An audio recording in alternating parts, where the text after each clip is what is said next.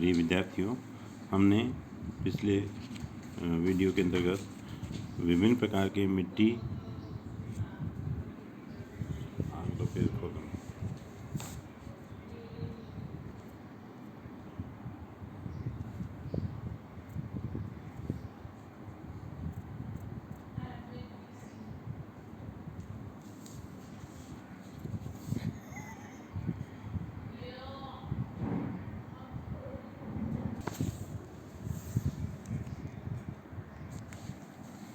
प्रिय विद्यार्थियों, पिछले वीडियो के अंतर्गत हमने मिट्टी संसाधन के विभिन्न प्रकार के जो विशेषताएं पाई जाती हैं, सो प्रोफाइल्स पाई जाती हैं, उसके बारे में पढ़ा था। अब आता है कि विश्व में विभिन्न प्रकार के मिट्टी संसाधन के एवं सॉइल्स के किस प्रकार के वितरण पाए जाते हैं। क्योंकि हमारी जो अर्थ पाई जाती है, इस अर्थ का बहुत बड़ा भाग पाया जाता है और इस अर्थ के बहुत बड़े भाग पर जो जल और स्थल का जो विस्तार पाया जाता है, उसके अंतर्गत भी विभिन्न प्रकार के भौतिक स्वरूप, विभिन्न प्रकार के जलवायु, विभिन्न प्रकार के तापमान के जो क्षेत्र पाए जाने के कारण अलग अलग प्रकार की जो मिट्टियाँ हैं पाई जाती हैं।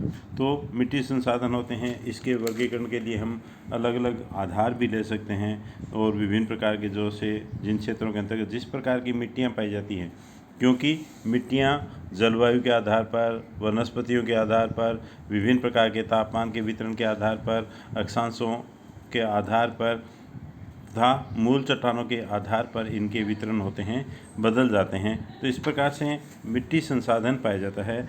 इसके विश्व में अनेक प्रकार के वर्गीकरण पाए जाते हैं और विभिन्न प्रकार की मिट्टियाँ हैं पाई जाती हैं, क्योंकि मिट्टियाँ वहाँ के मूल पदार्थ पर एवं वहाँ के आसपास की चट्टानों पर ही उसकी निर्माण होता है, निर्भर करता है।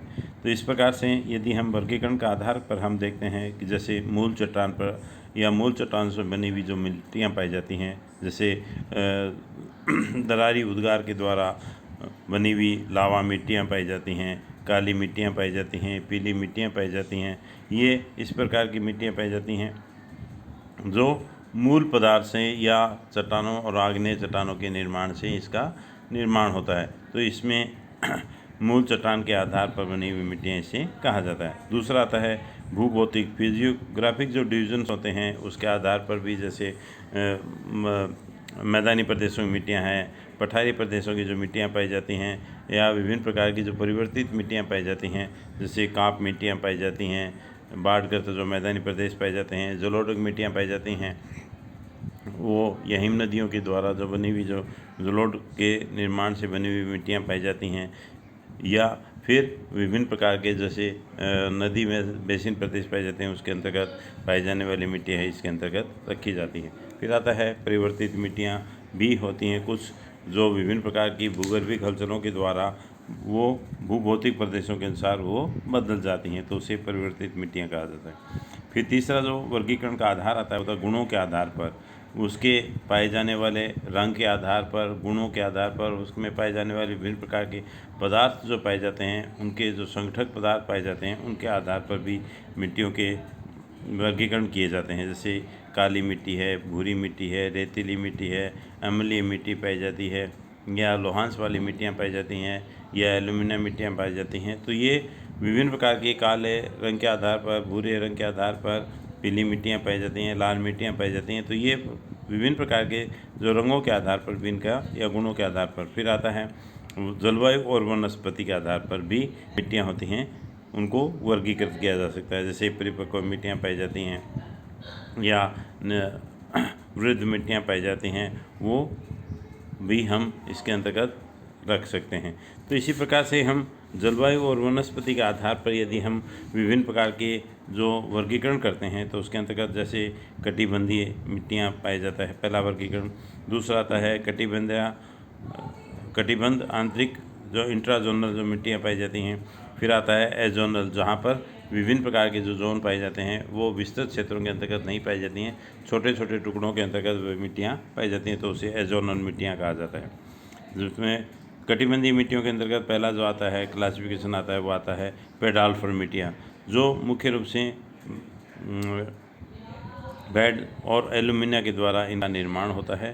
तो ये एल्यूमिना और फेरस जो होता है उसके आधार पर इसमें लोहांश और एल्युमिनियम के आधार पर इनका निर्माण होता है। ये मिट्टियाँ होती हैं, ये जो कटिबंधीय निम्न कटिबंधीय जो क्षेत्र पाए जाते हैं, उष्ण कटिबंधीय क्षेत्र होते हैं, शीतोष्ण कटिबंधीय क्षेत्रों के अंतर्गत पाई जाती हैं। ये मिट्टियाँ होती हैं, ये तापमान के द्वारा एवं मिट्टियों के वर्षा के और जलवायु के द्वारा इनका निर्माण अत्यधिक मात्रा में होता है। इस कारण से इसे पेडाल्फर मिट्टियाँ कहा जाता है। दूसरा आता है पेडकॉल्स मिट्टियाँ, जिसमें पेडकॉल्स होता है जिसमें चूना की प्रधानता वाली जो मिट्टियाँ होती हैं वो इसके अंतर्गत पाई जाती हैं।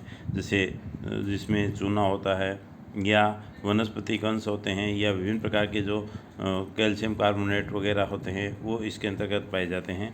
तो छोटे घास वाले प्रदेशों की जो मिट्टियाँ पाई जाती हैं वो इस श्रेणी के अंतर्गत रखी जाती हैं। विभिन्न प्रकार की जो मरुस्थलीय मिट्टियाँ होती हैं, जो उष्णकटिबंधीय मरुस्थलीय प्रदेश, शीतोष्ण कटिबंधीय मरुस्थलीय प्रदेश और शीत कटिबंधीय मरुस्थलीय प्रदेशों के अंतर्गत पाई जाती हैं। जिसमें छोटे घास के मैदानों के प्रदेश में जैसे स्टेपी चेरनोजम जो मिट्टियाँ पाई जाती हैं, काली और जो मिट्टियाँ होती हैं और वनस्पतिक जैविक अंशों से युक्त जो मिट्टियाँ उपजाऊ मिट्टियाँ होती हैं उसे चेरनोजम मिट्टियाँ कहा जाता है। दूसरा आता है स्टेपी, छोटे और मुलायम घास के मैदानी प्रदेशों से ह्यूमस और वनस्पतिक और जैविक अंशों से बनी हुई जो मिट्टियाँ होती हैं उन्हें स्टेपी मिट्टियाँ कहा जाता है। फिर आता है भूरी और मरुस्थलीय मिट्टियाँ, जो मरुस्थलीय प्रदेशों के अंतर्गत बलुई जो मिट्टियाँ पाई जाती हैं उसे भूरी और मरुस्थलीय मिट्टियों के अंतर्गत उसका विभाजन किया जाता है। फिर आता है पेडोल्फर मिट्टियों के अंतर्गत जो लंबी घास वाले प्रदेशों की जो मिट्टियाँ पाई जाती हैं, जो सवाना कटिबंधीय जो क्षेत्र होते हैं उन क्षेत्रों के अंतर्गत इनके वितरण पाए जाते हैं। अफ्रीका महाद्वीप है, दक्षिण अमेरिका महाद्वीप है, उत्तरी अमेरिका महाद्वीप के जो क्षेत्र पाए जाते हैं उन क्षेत्रों के कुछ क्षेत्रों के अंतर्गत इसके वितरण पाए जाते हैं। इन्हें पेडजोलिक मिट्टियाँ, लेटोजोलिक मिट्टियाँ भी कहा जाता है। लेटेराइट जो मिट्टियाँ होती हैं, लेटेराइट प्रक्रिया के द्वारा जो उपजाऊ अंश होते हैं वो वर्षा के द्वारा या घुलनशीलता के कारण वो नीचे की ओर परतों में जमा हो जाते हैं, तो उससे लेटोजोलिक होती हैं उनका निर्माण होता है। फिर आता है पेरियुक्त मिट्टियाँ, जिन क्षेत्रों के अंतर्गत लंबी घास वाले प्रदेश और कठोर घास के मैदानी प्रदेश पाए जाते हैं तो वहाँ पर पेरी मिट्टियाँ पाई जाती हैं। फिर तीसरा आता है उष्णकटिबंधीय लाल और पीली मिट्टियाँ होती हैं। ये कटिबंधीय जो मिट्टियाँ होती हैं ये जो मूल चट्टान और जलवायु के आधार पर इनका निर्माण होता है, तो इसे लाल और पीली मिट्टियों के रूप में अध्ययन किया जाता है।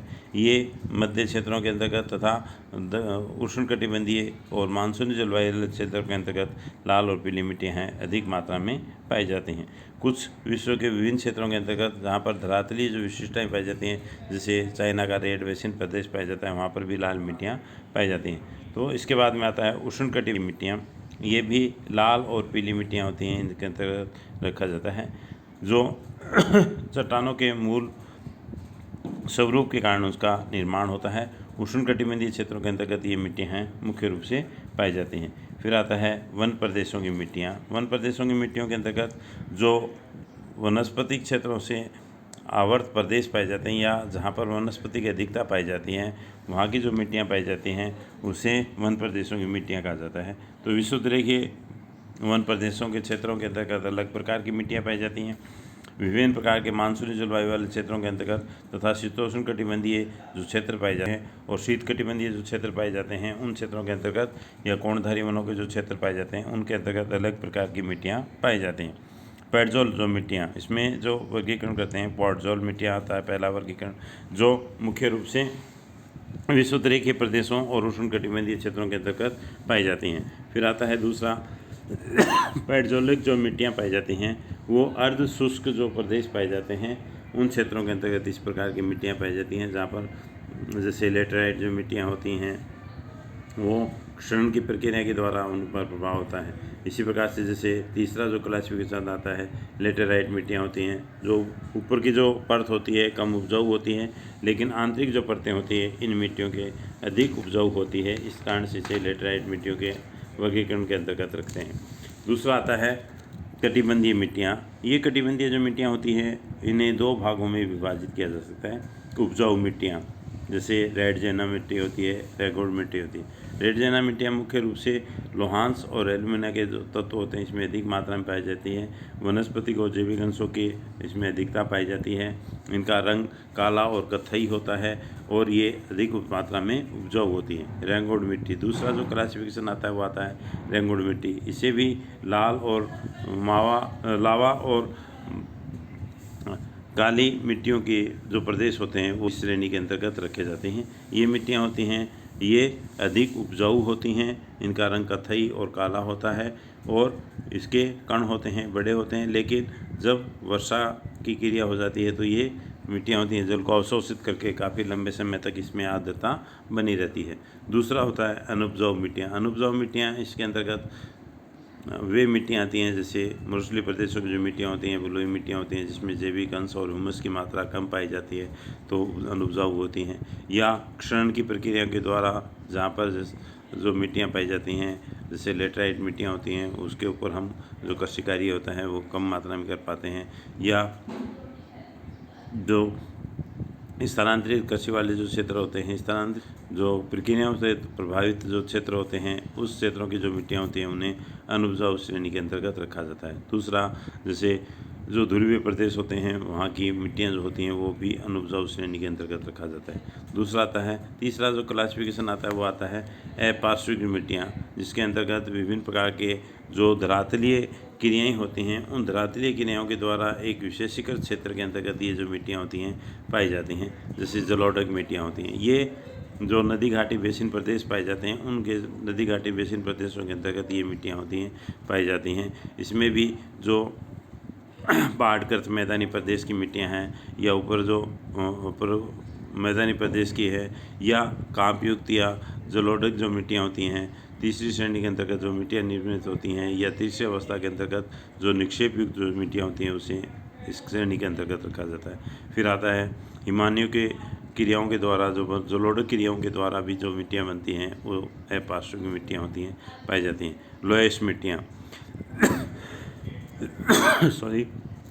लोएश मिट्टियाँ भी ये विभिन्न प्रकार के वायु प्रदन के द्वारा जिन क्षेत्रों के अंतर्गत वायु एक स्थान से दूसरे स्थान पर ले जाकर के महीन जो मिट्टियाँ होती हैं उनके निर्माण कर देती है। जैसे फ्रांस के जो क्षेत्र पाए जाते हैं या उत्तरी चीन के जो क्षेत्र पाए जाते हैं वहाँ पर लोएश मिट्टियों के जमाव पाए जाते हैं। ये मिट्टियाँ भी अत्यधिक मात्रा में जब उपजाऊ हो सकते हैं यदि उसे जल की मात्रा या सिंचाई होती है मिल जाती है तो उसे ये मिट्टियाँ होती हैं काफ़ी उपजाऊ हो जाती हैं। इसी प्रकार से जो अगला क्लासिफिकेशन आता है वो आता है संयुक्त राज्य अमेरिका के मिट्टी सर्वेक्षण विभाग के द्वारा तथा थॉर्प और स्मिथ के द्वारा इनका विभाजन किया गया था।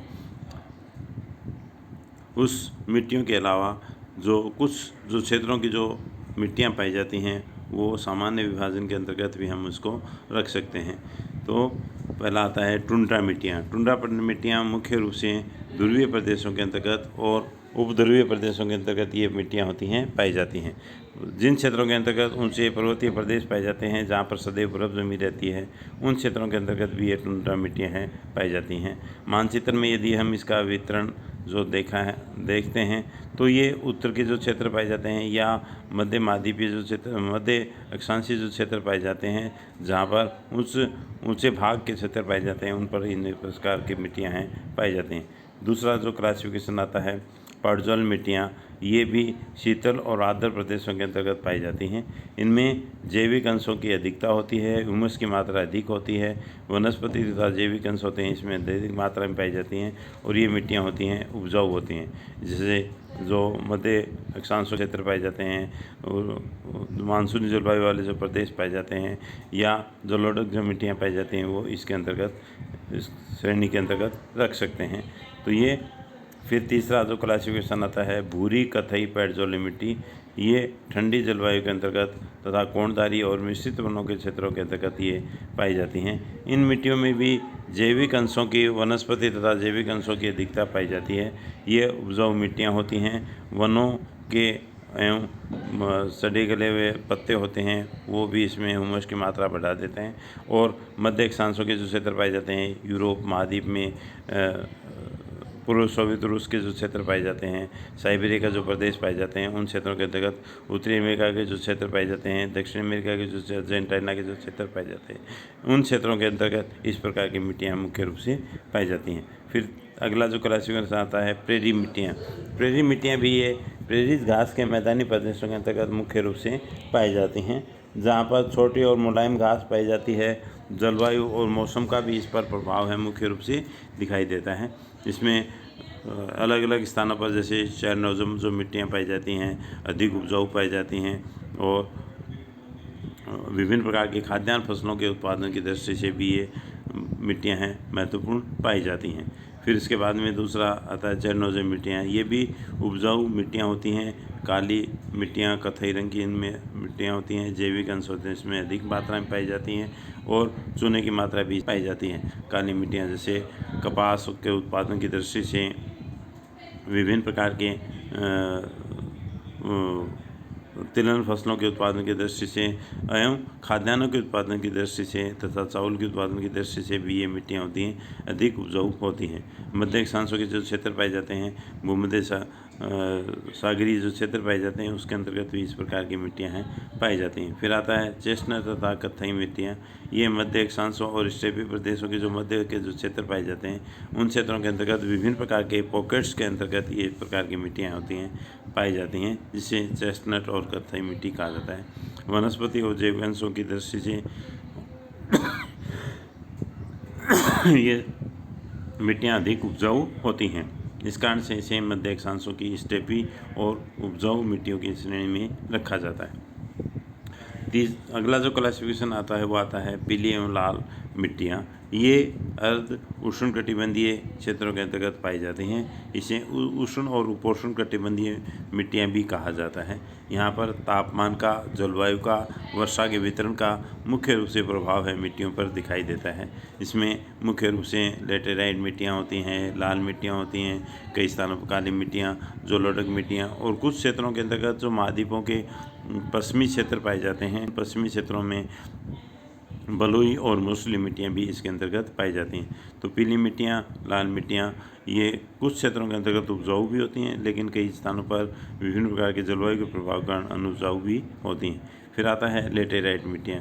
ये भी आर्द्र उष्णकटिबंधीय क्षेत्रों की मिट्टियाँ पाई जाती हैं। इस मिट्टियों की जो प्रमुख विशेषता क्या होती है कि ये ऊपर के जो सतह होती है वह निक्षालन की प्रक्रिया के द्वारा या जल के प्रवेशीकरण के द्वारा या घुलनशीलता के कारण उपजाऊ अंश होते हैं घुल करके मिट्टी की निचली सतहों में जमा हो जाते हैं। तो उससे विभिन्न प्रकार के जो फलदार पौधे होते हैं उनके लिए, या विभिन्न प्रकार के जैसे कॉफ़ी होती है उसकी फसलों के लिए ये मिट्टियाँ होती हैं आदर्श मानी जाती हैं। तो लेटेराइट मिट्टियाँ भी काफ़ी ऊपर की सतह होती है वो अनुपजाऊ होती है, लेकिन नीचे की जो परतें होती है वो काफ़ी उपजाऊ होती हैं। फिर इसके बाद में आता है मरुस्थलीय मिट्टियाँ या शिरोजम मिट्टियाँ। ये मुख्य रूप से उष्ण मरुस्थलीय क्षेत्रों या निम्न अक्षांशों के जो क्षेत्र पाए जाते हैं उन क्षेत्रों के अंतर्गत ये पाई जाती हैं। जैसे मरुस्थलीय जो प्रदेश, सहारा का मरुस्थलीय प्रदेश है, कालारी का मरुस्थलीय प्रदेश है, एटाकामा का जो मरुस्थलीय प्रदेश पाया जाता है, कैलिफोर्निया का जो मरुस्थलीय प्रदेश पाया जाता है, थार और अरब के जो मरुस्थलीय प्रदेश पाए जाते हैं। यहाँ पर वनस्पति और जैविक अंशों की कमी पाए जाने के कारण ये मिट्टियाँ होती है अधिक उपजाऊ नहीं होती हैं। यहाँ पर वर्षा का औसत भी 25 सेंटीमीटर से कम पाया जाता है। इस कारण से ये मिट्टियाँ अधिक उपजाऊ नहीं होती हैं। मिट्टियों के वर्षा के वितरण के आधार पर भी इनके वर्गीकरण होते हैं, वो अलग अलग होते चले जाते हैं। जहाँ पर बहुत ही कम मात्रा में वर्षा होती है या कुछ जो क्षेत्र पाए जाते हैं जहाँ पर मरुद्यान पाए जाते हैं वहाँ पर ये मिट्टियाँ होती हैं। यदि जल प्राप्त हो जाता है तो काफ़ी उपजाऊ भी होती हैं। लोएस मिट्टियाँ जैसे इसी क्षेत्रों से उड़ करके बन जाती हैं, और ये क्षरण की प्रक्रिया के द्वारा या इन क्षेत्रों के अंतर्गत सतही अपर्दन होता है वो अत्यधिक मात्रा में क्रियाशील रहता है। अब दूसरा आता है मिट्टियों के नवीनतम वर्गीकरण के अंतर्गत अलग जो क्लासिफिकेशन पाए जाते हैं। जैसे हमने जोनल मिट्टियाँ या विभिन्न प्रकार के मिट्टी सर्वेक्षण विभागों द्वारा थॉर्प तथा स्मिथ के जो विभाजन पाए जाते हैं, उसी तरह से हम मिट्टियों के एक और वर्गीकरण जो पाया जाता है वो जो संयुक्त राज्य अमेरिका के कृषि विभाग द्वारा 1960 में वर्गीकृत किया गया, और इसे विश्व की विभिन्न जो मानचित्र के अंतर्गत आप देखेंगे कि विभिन्न क्षेत्रों के अंतर्गत जो वर्टिसॉल्स हैं, एरिडोसॉल्स होते हैं, इस प्रकार की मिट्टियाँ होती हैं, पाई जाती हैं। ये अक्षांशों के विभाजन के अनुसार, मिट्टियों की प्रकृति के अनुसार और मिट्टियों के रंग तथा उपजाऊपन के आधार पर इन्हें विभाजित करने का प्रयास किया गया है। इसी को कुछ मुख्य भागों में और छोटे छोटे अन्य भागों में वर्गीकृत किया गया है। इनका क्रम, आकार की, रंग तथा गठन के आधार पर वर्गीकरण करने का प्रयास किया गया है। संयुक्त राज्य अमेरिका के कृषि विभाग द्वारा 1960 में इसे वर्गीकृत किया गया था। इसे अक्षांशीय क्रमानुसार विभाजन भी कहा जाता है, क्योंकि यह अक्षांशों के अनुसार विषुवतीय के प्रदेशों से लेकर के ध्रुवीय प्रदेशों के अनुसार अलग अलग जो अक्षांशों के वितरण पाए जाते हैं, उसके अनुसार इसके वितरण पाए जाते हैं।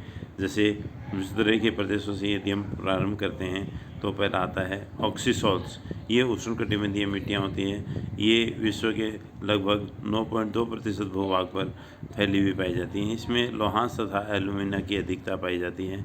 इसमें कुछ क्षेत्रों के अंतर्गत वर्षा अधिक मात्रा में होती है, कुछ क्षेत्रों के अंतर्गत वर्षा की मात्रा कम पाई जाती है। ये मिट्टियाँ होती हैं, यदि उपजाऊपन की दृष्टि से, वनों की दृष्टि से, जैविक और ह्यूमस की मात्रा यदि प्राप्त होती है तो ये उपजाऊ मिट्टियाँ भी होती हैं। फिर आता है एरिडोसॉल्स। ये भी विश्व के व्यापक क्षेत्रों के अंतर्गत इसके वितरण पाए जाते हैं। ये लगभग 19.2% भाग पर ये मिट्टियाँ हैं फैली हुई पाई जाती हैं। इसमें बलुई मिट्टियाँ, पीली मिट्टियाँ, शुष्क तथा अर्ध शुष्क प्रदेशों की, मरुस्थलीय जो प्रदेशों की बलुई जो मिट्टियाँ पाई जाती हैं वो इस श्रेणी के अंतर्गत सारा का मरुस्थलीय है, कालार का मरुस्थल है, अरब का जो मरुस्थलीय प्रदेश पाया जाता है, आगे जो मरुस्थलीय प्रदेश पाए जाते हैं, उन क्षेत्रों के अंतर्गत इस प्रकार की मिट्टियाँ हैं पाई जाती हैं। कुछ क्षेत्रों के अंतर्गत जलोढ़ मिट्टियाँ भी इसके अंतर्गत रखी जाती हैं। जैसे जलोढ़ मिट्टियाँ नदियों के बेसिन, गंगा, नील नदी का बेसिन प्रदेश पाया जाता है, तो ये जो सिंधु नदी का बेसिन प्रदेश पाया जाता है, दजला और फरात के मैदानी प्रदेश पाए जाते हैं। इसमें यदि सिंचाई के द्वारा जल उपलब्ध हो जाता है तो ये मिट्टियाँ होती है काफ़ी उपजाऊ भी हो जाती है। इसके बाद में नेक्स्ट जो क्लासिफिकेशन आता है वो आता है मोलिसॉल्स। मोलिसॉल्स जो मिट्टियाँ पाई जाती हैं ये भी शीतोष्ण कटिबंधीय प्रदेशों की घास